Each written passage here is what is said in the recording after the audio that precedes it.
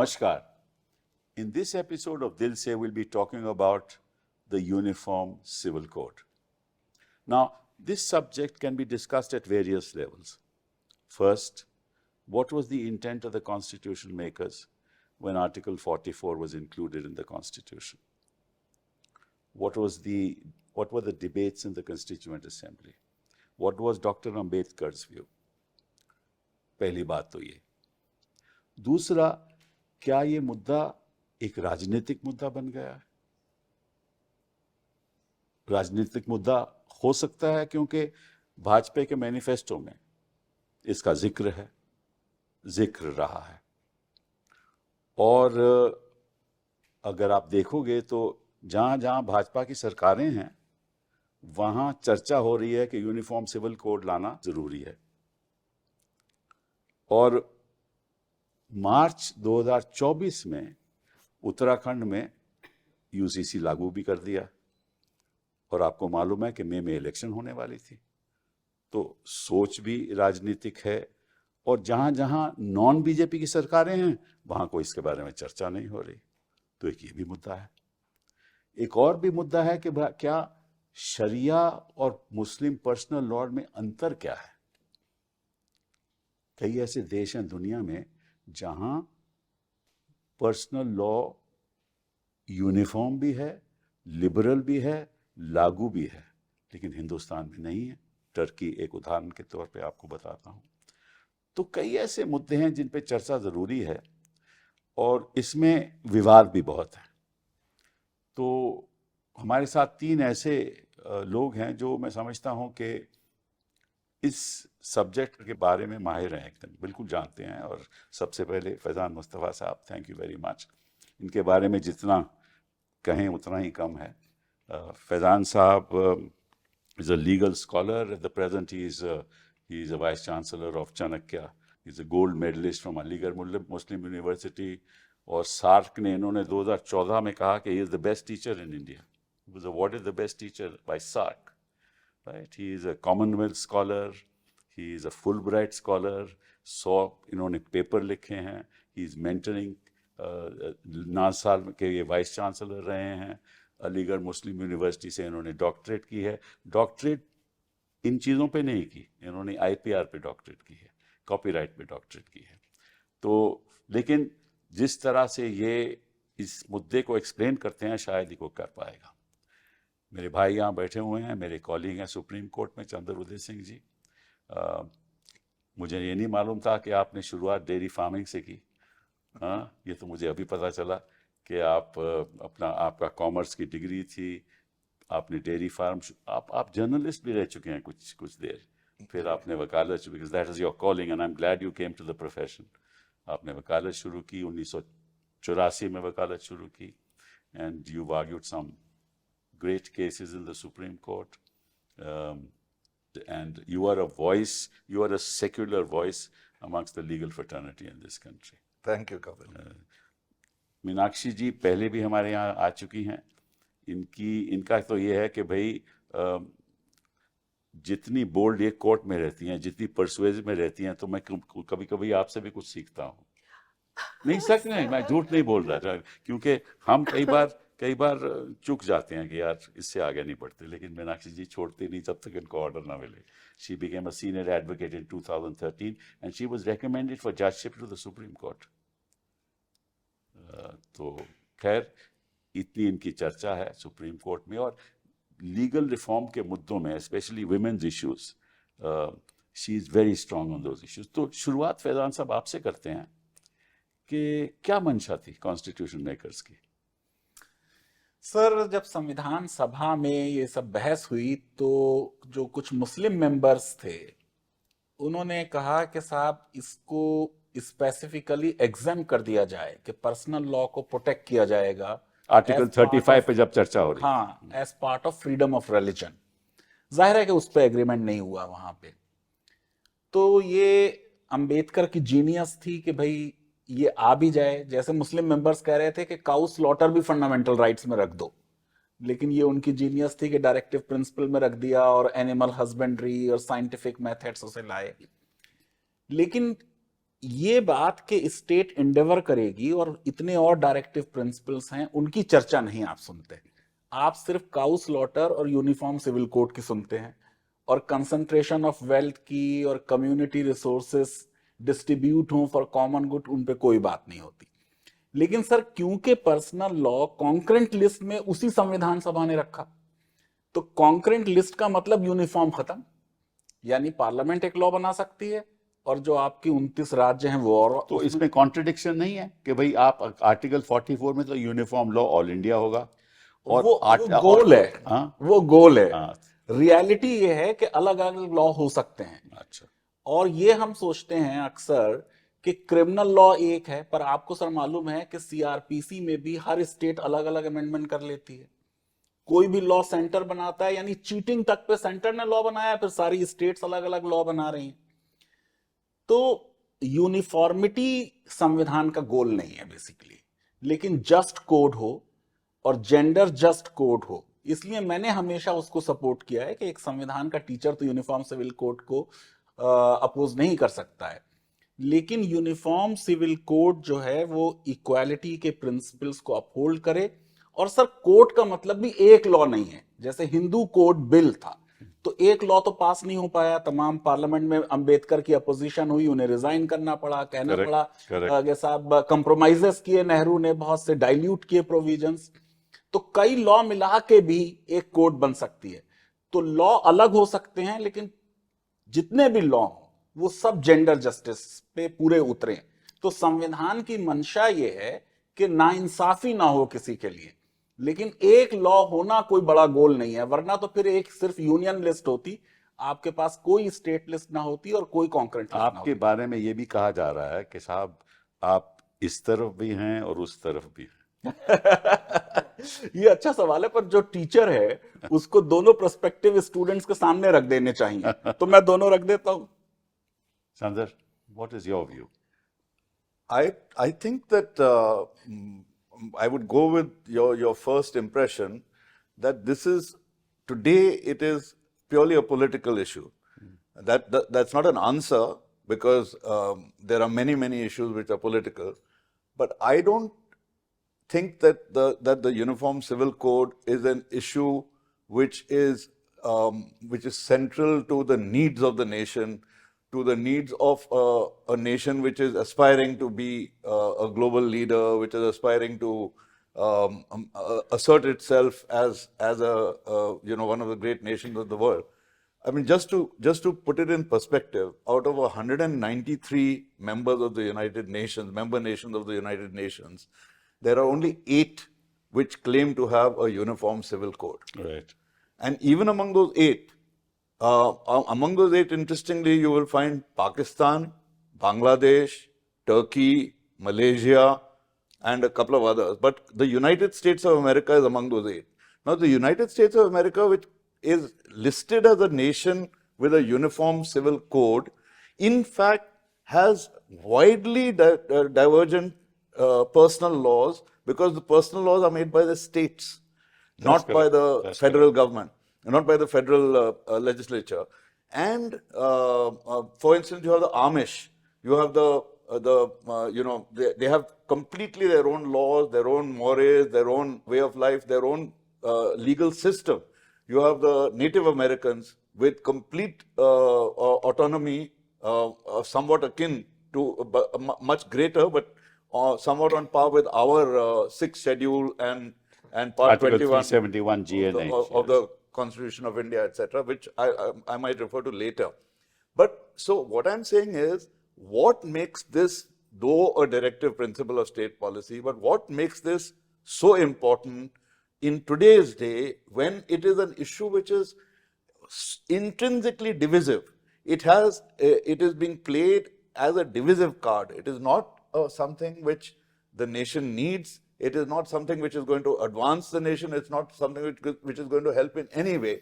But it will exacerbate the current climate of divisiveness, of Fissiparous sort of tendencies, of hatred, and so on. So, if I am asked personally to do a balancing, I would say that this is something which should be the last priority of any responsible government. you know, Meenakshi, just look back the last 6 months, or 6, 7 months, or a year, we find that the entire discourse in this country for the 2024 election was trying to divide society by making statements which were exceptionally unsavory, right? And just recently, a statement was made by the Assam Chief Minister, कि हम मियाँ वालों को Assam, will not let them take over Assam. Now, this is now only an electoral issue. The question is this really that important an issue that should now keep us talking about it all the time when there are so many emergent things that are required for the government to do? I will agree with Faizan, and I would say the Constituent Assembly, when it was debating, the objections taken by the minorities that they felt they would be overrun by a majority diktat. Hindus were in majority. So the Muslim lawmakers who were the part of the Constituent Assembly felt threatened that if you bring about a uniform civil code, you would take away our rights. Now that's the political scenario in 1947. Right. You do a fast forward today. Look, 77 years later, we do need rights which are uniform on gender lines. There is a huge disparity out there, and we need to correct the disparity. But it cannot be made a political issue to correct a disparity, number one.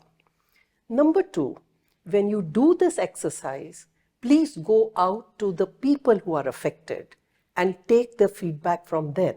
If you're going to do something which is going to balance out on the gender rights, and you have a majority of men sitting in that assembly, which is same thing which happened at the time of the Constituent Assembly debates. It was the men who were talking about the Uniform Civil Code, which concerned the rights of women. So that's not the thing. If you want to do it right. Go out to the segment that is affected, take from them. If the Muslim women, the Parsi women, I would say, they have such a bad lot in that Parsi panchayat system of a divorce, which is horrific. Take the Christian women where you can't have a divorce, in certain segments. So go out to them, take the feedback from them, and then do a workout which is apolitical. I know it's an utopian talk, but I agree with you, the discourse must not be vitriolic. It must not be one community against the other. And for sure, it must not send out a message that it's the majority community which will impose its view on a larger segment of minorities. Let me just follow up with that question. Today, the issue is, should laws of marriage, divorce, succession, adoption, maintenance, should not they be uniform in all religions? I would say they should be. Because ultimately, we're talking about women's rights. Yes. Faizan sir, what do you say? May not be uniform, but as I said, I mean, in principle, I'm not talking I about. agree, yes. In principle. In principle. In yes. principle, yes. But uniformity should not be the goal. The goal should be that laws are just. So you may have a separate law if you want for Hindus or for Christians, for Muslims, but it should not be discriminatory against anybody. Now, the whole problem is, as you rightly indicated, law reform should not be in the context of politics. It's an independent project on its own. Correct. Whether you take on board the community affected by it or not, ideally you should. But even if not, one has to be convinced that we are sincerely doing only a law reform independent of any electoral implications or benefits or whatever loss. Now, so what has happened that why can't whatever we did for reforming Hindu law, we are willing to do when we want to reform Muslim law. 1941, we constituted a Hindu law reform committee, Correct. which had experts of Hindu law. And it took good 15 years for us to get a Hindu code bill, that too not in one go. And opposed. So that kind of thing. Now, I welcome the Uttarakhand Constitution Committee, though it was announced. But you have been deeply disappointed. No, I'm disappointed, yes.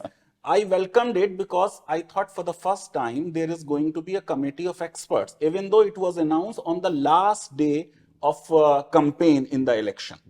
But once the committee was constituted, you did not have any expert of personal law. And when you ended up with a uniform civil code, one, you have 200 plus sections on will, and then you are saying live-in should also be registered. So it is not, empowering. It is not, really giving liberty. You are trying to control through this law. Then this law is at variance with number of central laws, yet we gave concurrence for that.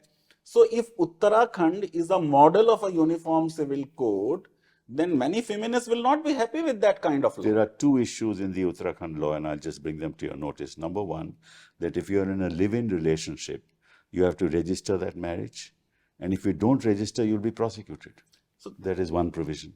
There's another provision that if you are domiciled in Uttarakhand and you are there only for 1 year and you move away out of Uttarakhand, the Uttarakhand law will still apply to you. What does this mean? It means that the whole process of legislation is jaundiced, right? Now, the other day, I'll come to you now, the Prime Minister made a very strange statement. He said publicly on Independence Day that this country has not had a uniform civil code, but a uniform communal code. I don't understand what that means. Do you understand what that means? I don't. I do get the sense that he was trying to.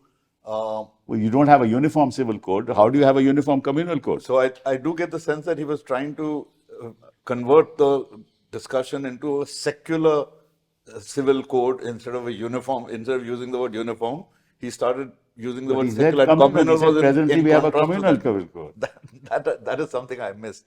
But to come back to your earlier question, when you said that since the laws pertaining to marriage, divorce, succession, etc., why should they not be uniform, was the question you asked. If I can just say something on that. The level of diversity that we have in India, I am not sure whether any other nation in the world has that. That's true. And some nations had it, but they have sort of effaced it. For instance, the United States, with one language, for instance, they have anybody who wants to enter the United States has to learn that language, etc., etc. And there are many other ways that they have sought to efface diversity and create a uniformity. We have a situation where we have more than 10.5 crore Indians are tribals. But, Uttarakhand law, they have excluded tribals. And they have excluded tribals and they have excluded all people covered by Part 21 of the Constitution of India. Yes, right. Now, Part 21 has special provisions for all the northeastern states, for Sikkim, for others, where the personal laws, in Mizoram, for instance, the personal laws, customary laws, etc., are completely protected. And there are tribal councils, which are called by various different names, but it is the tribal councils who are empowered, Bodoland, etc., though they may be functioning in the breach quite often, but they are empowered by the Constitution of India to frame personal laws. Now, if the Constitution on one hand empowers, and now in the Northeast, it's not just tribes, it's also entire areas. So North Kachar district, so-and-so district, every resident Customs, in fact, tribal or non-tribal, differ from area to area within the state itself. Tribal or non-tribal are completely protected for personal laws, etc. So you have 10.4 crores of tribals who cannot be brought into the fold. You have protections, as I said, for areas in Part 21. You have the 6th schedule. We have, so it's not just a communal thing. It's not just Muslims, Hindus, Sikhs, etc., etc. There are various other constituencies when I use the word constituencies, what I mean is there are various other interests or communities. There are ancient communities which predate even the advent of civilization in India, the Adivasis and all, who have entirely their own systems of marriage, of inheritance, etc., etc. We have some matrilineal systems, we have some patriarchal systems, etc., etc. Mitakshara, Deyabad. If you try to enforce uniformity because you are targeting a particular community, I think that is why I said that, yes, we want, I actually never thought in terms of what Faizan said, but Fairness, yes. Uniformity, no. I think would be a very good goal to aim for. Come to you, Meenakshi. It's very interesting what they said, but let me take it forward by saying, if this is the kind of diversity that exists in India, and within the Hindu community also, there are different customs. So there is no uniformity of customs even within the Hindu community. So therefore, and if you are excluding, say, Mitakshara school, all that you're excluding, therefore you are really not in fact talking about a uniform civil code, because you can't impose this on those people, right? And if you're not talking about a uniform civil code, while you articulate it, it is only in the context of Muslims. Am I correct in my interpretation? Yes, the articulation is in the context of Muslims. I would completely agree with you. But I take a slightly different view on it. Being a feminist, I look at it from some aspects where I do think that you need to go about correcting some few aspects here. Look, for example, divorce. Now, I'm going to use one example. The same exists in the Northeast, in those tribal bodies which go about and sit in the villages and decide on the divorces. I have seen a few of them, and it can be quite a kangaroo court. Take an example of the Parsi. You have old retired gentlemen who become part of the Parsi Panchayat. It's normally women who are out there to seek a divorce. And the whole system is completely skewed. It's a small community. Divorce aspects do have a lot of personal things that you open up before a body. And this elderly gentlemen who look at it from one perspective, and none of your material then stays confidential. It's all over the community. It doesn't work. It may be a system the Parsis set for themselves at one time, but is no longer something today. Same thing goes for your tribals, where you have this little village bodies. The man comes from a larger family, or a woman comes from, there's a matriarchal there. You know, everything goes the way it works out there. No, these systems really don't work when it comes to divorce, when it comes to a maintenance and alimony, when it comes to a succession. So, and few other key aspects like that. I am not saying that you codify your personal practices. No, please don't. There has to be some amount that is going to stay outside this code. But something about the rights, and now I talk about it as a right. And that's what the Supreme Court did when it did Shah Banu or when it did the Sharia. Correct. Banu. It looked at what the rights the woman should have. It recognized that these are not coming from those personal laws, and then tried to read it in. But you're not going to go about for the next 15, 20 years, take community by community and try to get the Supreme Court to decide. I know the Parsi Panchayat case is pending before the Supreme Court now for maybe 5 or 7 years, and nothing has happened about it. It's still pending. There is an issue about the Hindu women dying intestate, which is a very serious issue, still pending before the Supreme Court. The point I'm making is somewhat different. Is the intent of the government really to interfere in tribal customs, Adivasis, Parsi community, matriarchal system? I'm asking that question. If the intent of the government is not to interfere, because that's also politics, if they try and interfere in the Northeast, they lose the elections. So I dare say their intent is not that, which is the question I was asking. Their intent is not that they want a uniform civil code, because they know in many parts of the country, this will not be acceptable and they will lose the election. Therefore, they are talking only about focusing only on the Muslim community. Therefore, it's a political issue. It's nothing to do with the uniform civil code. That's the question that I'm asking. No, but so that's the whole point, as I said, that you need to have a committee of experts which will suggest, because all personal laws are jurist-given laws. So these are not laws which some Islamic state has ever enacted. Right. So be it Hindu law or Muslim law, they are jurist-given laws. So there are liberal jurists and there are conservative jurists. So you base your law reform. So law reform happened in Muslim countries. It was accepted. It's a different story that it is easy to reform the law of the majority, of course, because you don't have the minority side. Of course, that's the key. But the rationale of law reform there was that they based it on some liberal jurist. For instance, on polygamy in Algeria, the president who led the reform, he said that since the Quran requires that you have to do perfect equality, nobody other than Prophet can do perfect equality, so monogamy is a rule. And then it was based on some juristic views as well.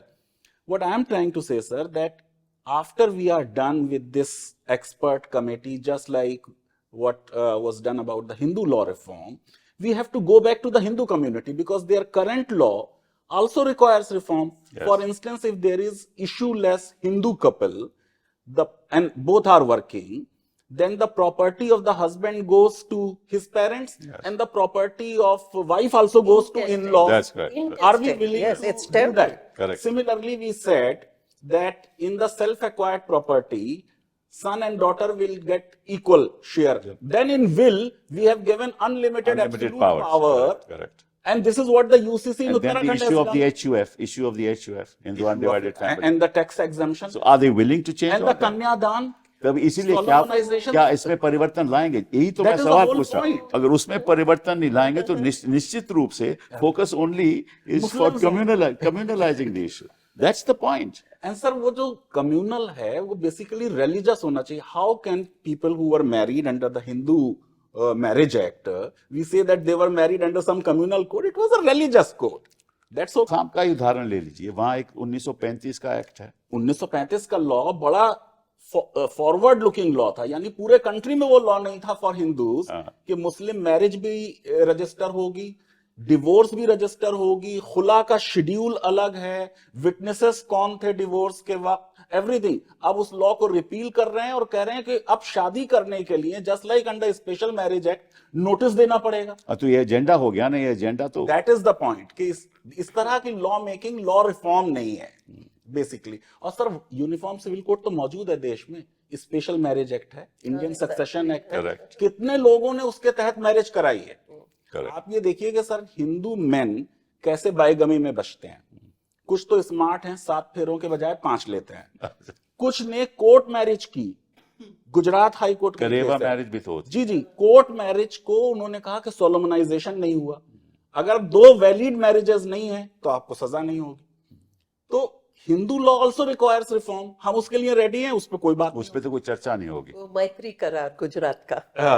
अच्छा ये But बताइए. you are right, if I can just interject.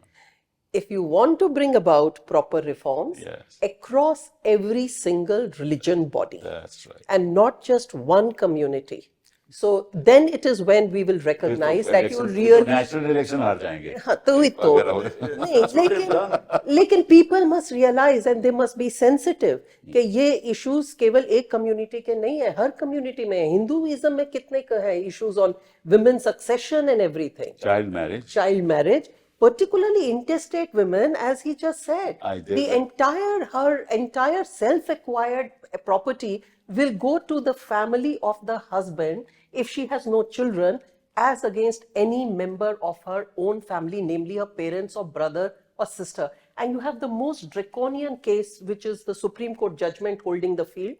A woman thrown out of her husband's house, husband dies, comes back, educated by the family, earns, makes great wealth, dies intestate. The entire amount of her, what she's created, the wealth is given to husband's family, which had thrown her out. It's a reported judgment on Hindu एक law. Bite से मर गया था husband, उसे निकाल दिया मार पीट के. उसके बाद उसने नौकरी कर ली, फिर वो जब मर गई उसने घर मिला, ग्रेचुटी वगैरह, वो सब सास ससुर को दे दी जिन्होंने उसे घर से निकाला था. But the proof of the pudding is in the Uttarakhand is the only state, as you said, which has framed supposedly a modern uniform civil code. In that, Section 2 expressly excludes all the tribes and excludes all the Part 21 of the Constitution, which means that you have straightaway excluded about something like 15% of the Indian population. That's why I said that the intent is not a uniform civil code. That's the point that I was trying So, to for make. instance, if there are pernicious practices among the tribes with regard to marriage or divorce, that gets excluded, that gets saved by this law.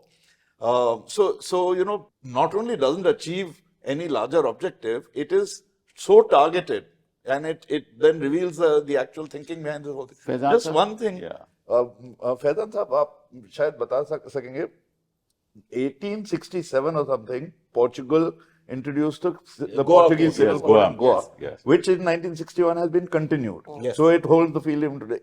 Is that a proper model of a uniform civil code? नहीं है उसमें तो ये कि अगर आपके बेटा नहीं हुआ तो आप सेकंड हिंदू भी मैरिज कर ले।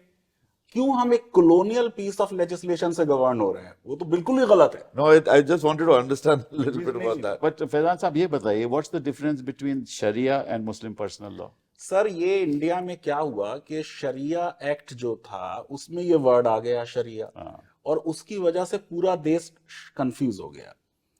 मैंने सर इस पे काफी लिखा भी है। शरिया है लोगों की रिलेशनशिप विद गॉड, यानी आप नमाज पढ़ें 5 बार और हज करें और रोजे रखें, तो वो प्रेयर से रिलेटेड गॉड ने वो बताया ये करिए। लेकिन जो ह्यूमन बीइंग्स की आपस की रिलेशनशिप है, यानी शादी तो 2 इंसान करेंगे, वो मरेंगे, उनकी प्रॉपर्टी जो है उसका सक्सेशन होगा, उस पे लॉ नहीं बताया उन्हें। ये गॉड की विजडम है कि आप इवॉल्व करें अपना law. That is by 1937 Act. नहीं सर, जो मुस्लिम पर्सनल लॉ है इंडिया में वो शरिया नहीं है। हाँ। वो लार्जली वो लॉ है जो अंग्रेज जजों ने डेवलप किया over a period of time.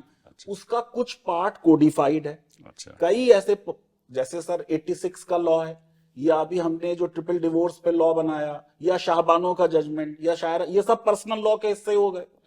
तो उसका कुछ पार्ट कोडिफाइड है, स्टैट्यूटरी है, कुछ जज मेड है, कुछ अनकोडिफाइड है। बहुत कम इतना हिस्सा है जो अनकोडिफाइड है। लेकिन मुस्लिम पर्सनल लॉ को ये समझना कि वो शरिया है, वो बिल्कुल गलत है। मतलब कि कुरान और हदीस इस बातों में कोई नहीं सर, ज्यूरिस्टिक ओपिनियन है ना वो। अच्छा। तो वो इंटरप्रिटेशन जो फेमिनिस्ट स्कॉलर्स हैं वो कहते हैं कि कुरान की वर्सेस का जो पैट्रियार्कल कंजर्वेटिव इंटरप्रिटेशन किया है वो गलत है। सर यही मेरी प्रॉब्लम है even with Shayara Bano judgment की रीजनिंग, कि एक जज ये कह रहा है कि ये आर्बिट्रेरी है। अब आर्बिट्रेरीनेस का डॉक्ट्रिन तो स्टेट पे लगना चाहिए, प्राइवेट डिसीजन पे कैसे लगाएं? 2 जजेस ये कह रहे हैं कि कुरान में ये नहीं है इसलिए वॉइड है। अगर कुरान में होता तो क्या एक मॉडर्न लिबरल स्टेट को एक्सेप्ट करना चाहिए? इसलिए ये हमारा बेसिस नहीं होना चाहिए। हमारा बेसिस ये होना चाहिए कि कोई भी चीज किसी भी रिलीजन का हिस्सा हो सकती है अगर वो कॉन्स्टिट्यूशन से, इक्वालिटी से, जेंडर जस्टिस के आइडियल से कंपेटेबल नहीं है, हम अलाउ नहीं करें। अच्छा, बड़ी इंटरेस्टिंग बात आपको बताऊं, शायद आप लोगों को मालूम नहीं हो, मुझे मालूम नहीं, कि गोवलकर साहब को ये सवाल पूछा गया था। जी पूछा गया था कि don't you think that uniform civil code is needed to nurture the sense of nationalism? तो उन्होंने जवाब दिया, I do not think so. What I say on this issue might surprise you and many others, but this is my view and I speak out the truth as I see it. सवाल, don't you agree that uniformity is needed to promote national unity? ये जो आज का जो discourse है, तो गवालकर साहब कहते हैं harmony and uniformity are 2 different things. For harmony, uniformity is necessary. There have always been limitless diversities in India. In spite of this, our nation has remained strong and well organized since ancient times. For unity, we need harmony, not uniformity. Right? Nature does not like excessive uniformity. I think the diversity and unity can coexist, and they do coexist. ये तो गोलवालकर की बात भी नहीं और मानते। इसी interview में सर उन्होंने ये भी कहा कि कोई चीज कॉन्स्टिट्यूशन में, इसका मतलब ये नहीं कि उसे करना है फौरन। एग्जैक्टली। और जब एक्सपर्ट बॉडीज एंड सेट के भाई लॉ कमीशन से चर्चा की जाए, 21st लॉ कमीशन, चौहान साहब सुप्रीम कोर्ट जब उसके चेयरमैन थे, तो उन्होंने कहा कि it is neither desirable, neither desirable, neither necessary nor desirable. उन्होंने कहा neither necessary. And that's recently in और फिर 2018. now they have referred the matter again to the law commission. अब लेकिन सर हम लोगों की पोजीशन है कि डिजायरेबल है। प्रॉब्लम ये हुई है सर कि जो लिबरल स्कॉलर्स थे वो इस प्रोजेक्ट के साथ में थे, फिर इसे कम्युनलाइज कर दिया तो बेचारों ने बैक ट्रैक कर लिया। नहीं, but within the Muslim community there is no voice ना, कोई ऐसी इसके बारे में मुस्लिम कम्युनिटी में भी चर्चा नहीं हो नहीं रही। मुस्लिम विमेन के सर तमाम ऑर्गेनाइजेशंस जो हैं वो मुस्लिम पर्सनल लॉ में रिफॉर्म चाहते हैं। वो रिफॉर्म पॉसिबल हैं, वो रिफॉर्म किए जाएं रिफॉर्म की स्पिरिट से, तो community रादर क्यों नहीं देन करती? कि आप इलेक्टोरल गेन्स के लिए करें कि हमने we have shown them the place. पर फैजान साहब, कम्युनिटी क्यों नहीं ये काम कर रही? मैं इसलिए आपसे सवाल पूछना चाहता नहीं कम्युनिटी में भी जो है ना सर क्लर्जी का डोमिनेशन है, हूँ। और क्लर्जी जाहिर है कि बहुत कंजर्वेटिव है। अच्छा। But I would say the real test would be if it is done across board for all religions, all communities on certain specifics. not target one community, not target the other. And that is not going to happen, as you just said, because you've already started the exclusion processes. Exactly. The whole And, debate and is for the areas which actually need a lot of that, because in the Northeast, as I just told you, you have small private village councils who decide on your divorce, who decide on your maintenance or what you should get or how it is to be done. अरे भाई हरियाणा में क्या होता है? Your panchayats, Khap panchayats. अब पंचायत में क्या होता है? तो आप इस पे आप इंटरफियर करेंगे तो आप तो नेशनल इलेक्शन हार जाएंगे. तो it is easier to bash a community, right, and get electoral benefit out of it, and then say that we want a uniform civil code when in fact there is no desire to have a uniform civil code. Reality तो ये है ना. ये sir, जैसे मेरा ये कह रहा हूँ कि रिफॉर्म कैसे करें. जैसे मुस्लिम लॉ में कई तरह की डिवोर्सेस हैं जो हस्बैंड इनिशिएट करता है, कई तरह की हैं जो वाइफ करती है. तो अगर हम ये कहें साहब अब यूनिफॉर्म सिविल कोड में डिवोर्स होगी ओनली बाय म्यूचुअल कंसेंट या फिर कोई जुडिशियल या आर्बिट्रेशन काउंसिल के जरिए, तो ये इस्लामिक भी है. आपको ऐसे रिफॉर्म करना है जिससे कॉन्स्टिट्यूशन का जेंडर जस्टिस का गोल भी फुलफिल हो और कोई ये ना कह पाए कि आप मेरी रिलीजियस फ्रीडम में इंटरफेयर कर रहे हैं. I agree with you. I agree. तो आप कह देंगे साहब म्यूचुअल कंसेंट तो इस्लामिक कंसेप्ट है, ये वाला प्रिंसिपल लागू कर रही है कि आप ये मानिए. नहीं भाई, कौन कहेगा ये बात? नहीं, अगर सर कोई प्रॉपर कमेटी नहीं बनी आज तक, कोई हमारे पास अच्छा ड्राफ्ट अवेलेबल नहीं है, हमें बस जल्दी करनी है.